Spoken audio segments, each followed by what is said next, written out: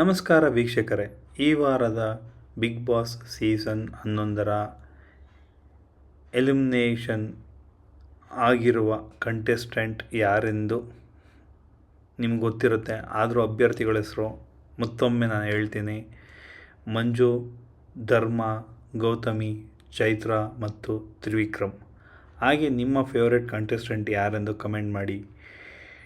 ನನ್ನ ಪ್ರಕಾರ ಈ ವಾರ ಮಂಜು ಎಲಿಮಿನೇಷನ್ ಪ್ರಕ್ರಿಯೆಯಿಂದ ಹೊರಗಿರ್ತಾರೆ ಮತ್ತು ಗೌತಮಿ ಕೂಡ ಉತ್ತಮ ಪ್ರದರ್ಶನ ನೀಡಿಲ್ಲ, ಆದರೂ ಎಲಿಮಿನೇಷನ್ ಪ್ರಕ್ರಿಯೆಯಿಂದ ಹೊರಗಿರ್ತಾರೆ. ಅದೇ ರೀತಿ ತ್ರಿವಿಕ್ರಮ್ ಕೂಡ ಆಟದಲ್ಲಿ ತುಂಬ ಚೆನ್ನಾಗಿ ಆಡಿದ್ರು, ಬಟ್ ಆದರೂ ಕೆಲವೊಮ್ಮೆ ಎಲ್ಲೋ ಮಿಸ್ ಆಗಿ ಸ್ವಲ್ಪ ಸೈಡ್ ಲೈನ್ ಆಗಿದ್ದಾರೆ ಅಂತ ಅನಿಸುತ್ತೆ. ಬಟ್ ಅವರು ಪಾರಾಗ್ತಾರೆ. ಬಟ್ ಈ ವಾರ ಎಲಿಮಿನೇಟ್ ಆಗುವಂಥ ಚಾನ್ಸಸ್ ತುಂಬ ಇರೋದು ಚೈತ್ರ ಅವ್ರಿಗೆ ಮತ್ತು ಧರ್ಮ ಅವ್ರಿಗೆ. ಇವರಿಬ್ಬರು ಮನೆಯಿಂದ ಹೋಗೋ ಚಾನ್ಸಸ್ ಸ್ವಲ್ಪ ಜಾಸ್ತಿ ಇದೆ.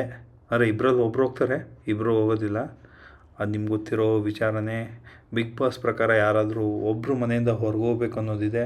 ಹಾಗಾಗಿ ನನ್ನ ಪ್ರಕಾರ ಚೈತ್ರ ಅವ್ರು ಹೊರಗೋಗ್ತಾರೆ ಅನಿಸ್ತಿದೆ. ನಿಮ್ಗೇನು ಅನ್ನಿಸುತ್ತೆ ಅಂತ ಕಾಮೆಂಟ್ ಮಾಡಿ.